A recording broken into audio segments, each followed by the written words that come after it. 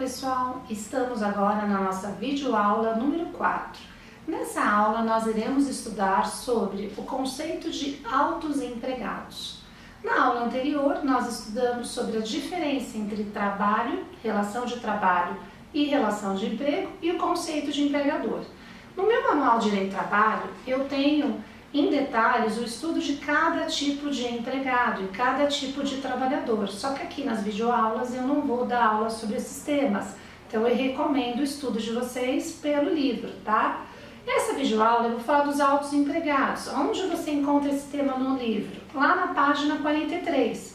Altos empregados, ou também chamados empregados de cargos de confiança.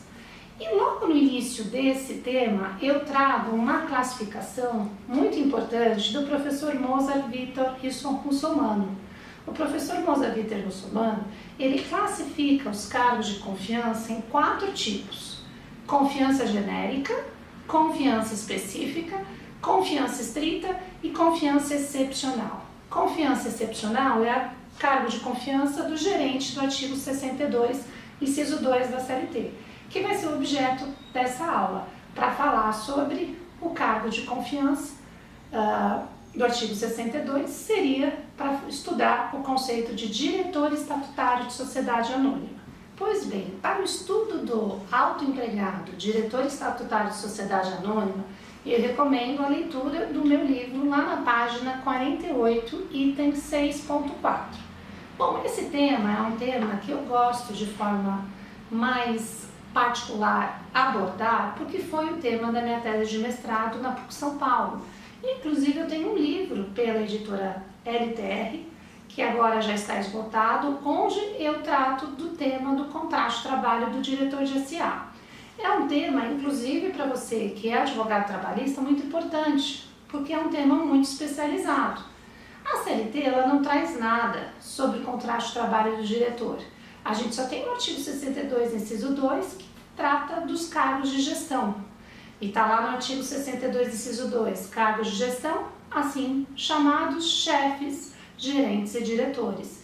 Mas nós não temos mais nada na CLT sobre o conceito de diretor de SA. Por quê, gente? Porque a CLT é de 1943. E a sociedade anônima é um tipo societário muito posterior à década de 40. Está lá na lei das SAs. Então, claro, a CLT não trata do tema do diretor, porque esse não era uma figura, não era um tema da época. Tá? E professora, como é que a gente estuda então esse tema do diretor? Bom, eu recomendo a leitura do meu livro, que, como eu falei para vocês, está esgotado, mas você pode ter acesso à minha tese de mestrado, que eu trago aqui em nota de rodapé, onde você acessa diretamente lá do site da PUC. Você vai encontrar o link lá da minha tese de mestrado. Bom, qual é a discussão sobre o diretor de SA?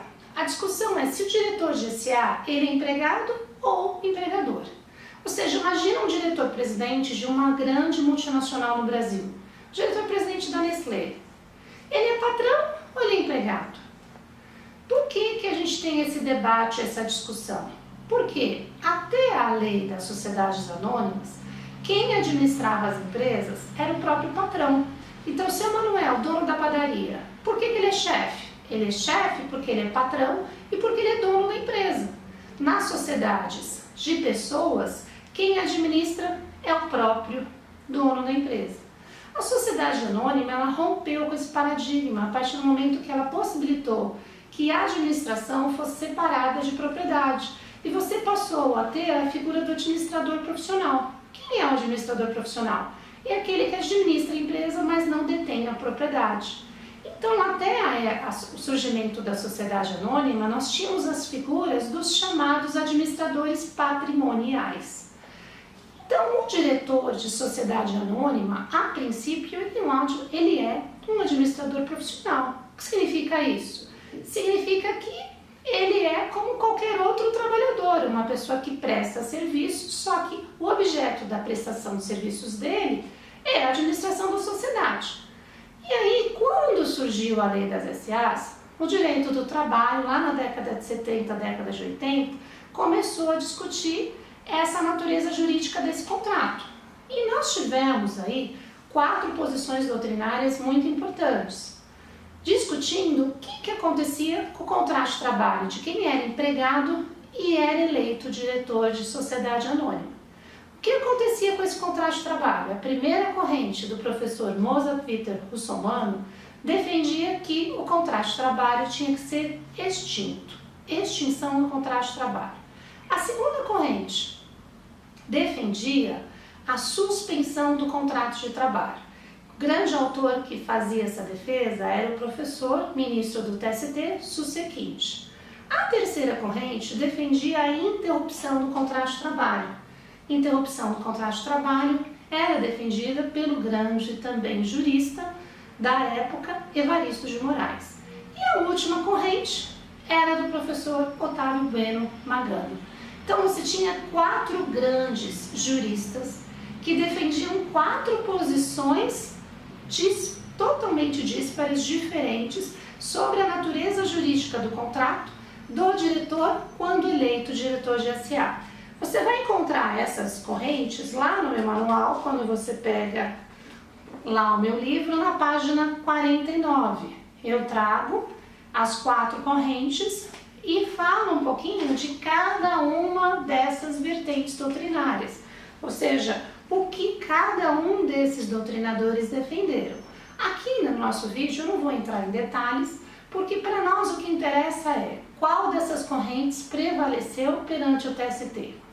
Prevaleceu a corrente da suspensão do contrato de trabalho, súmula 269 do TST.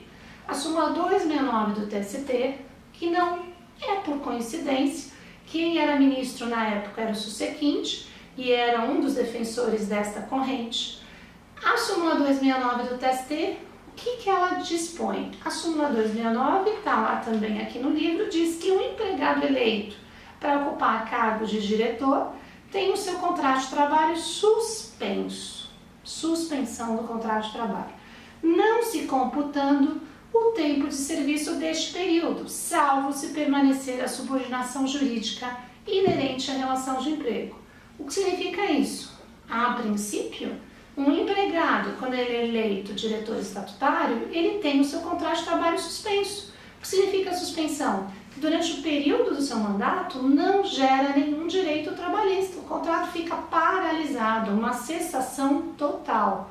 Professora, mas que direitos esse diretor estatutário tem? Trabalhistas nenhum. Só o fundo de garantia que é opcional. O diretor estatutário pode ter o seu contrato de trabalho suspenso e manter o direito ao FGTS, mas é um direito optativo. Professora, então é uma desvantagem para o diretor? Pessoal, depende. Normalmente essas figuras, esses cargos, nós estamos falando de altos executivos, com pacotes de remuneração altíssimos. Você pergunta para uma pessoa, você prefere ganhar um salário de 200 mil ou você prefere ganhar um prolabore de 500 mil? É óbvio que a pessoa vai dizer, eu prefiro ganhar um prolabore. O que é o prolabore? Prolabore significa pelos serviços prestados, é a remuneração de administrador. É como um advogado, um engenheiro que recebe chamados honorários. O diretor estatutário não empregado, ele recebe o prolabore. Ele então recebe somente o prolabore. Então, óbvio que uma pessoa prefere ganhar 500 mil de prolabore do que 100 mil, por exemplo, de salário. Porque no final das contas, o que importa é o valor numérico. Então, não fiquem pensando que o diretor estatutário, por não ser empregado, ele fica numa situação de desvantagem. Depende da análise do caso concreto. Você imagina um diretor que tem salário, que recebe uma proposta para ganhar um salário de 10 mil reais ou um prolabore de 10 mil reais. É óbvio que ele vai preferir um salário de 10 mil reais. Ou seja, quando o valor for igual, é óbvio que a condição CLT é melhor, porque ele vai ter todos os direitos previstos na CLT, mais os direitos previstos na norma coletiva. Mas se o valor do prolabore for 3 vezes, 4 vezes maior do que o valor do salário, esse diretor não empregado não estaria desamparado. Pois bem, e para o TST, na súmula 269, qual é o critério que diferencia o diretor empregado do diretor não empregado? Como nós vimos quando eu li a súmula 269, o critério é a subordinação jurídica. Por isso, pessoal, que as ações trabalhistas que nós temos perante a Justiça do Trabalho são ações que sempre discutem subordinação jurídica. Então, todos esses casos, nós temos casos de diretores que eram empregados, foram eleitos diretores estatutários, e aí, quando foram destituídos, entraram com uma ação trabalhista dizendo: olha, eu não era um diretor estatutário com amplos poderes, eu tinha subordinação jurídica. E entram com a ação trabalhista pedindo um vínculo de emprego, para que os salários de todo esse período, os valores que eles receberam a título de prolabore durante todo esse período, sejam entendidos como salário, com reflexos em férias, 13º, fundo de garantia e todos os outros direitos trabalhistas. Ok? Então, basicamente, é esse tipo de demanda que aparece na Justiça do Trabalho. Bom, se você é um advogado que trabalha na área de consultoria, o que é importante alertar para o seu cliente? É importante, no momento da eleição de um diretor, verificar de fato se a posição dele é uma posição que ainda mantém uma subordinação trabalhista. Se não houver subordinação trabalhista, você pode recomendar a suspensão do contrato de trabalho e a elaboração de um contrato de diretor estatutário. Lembre-se, pessoal, não confundir subordinação trabalhista com subordinação societária.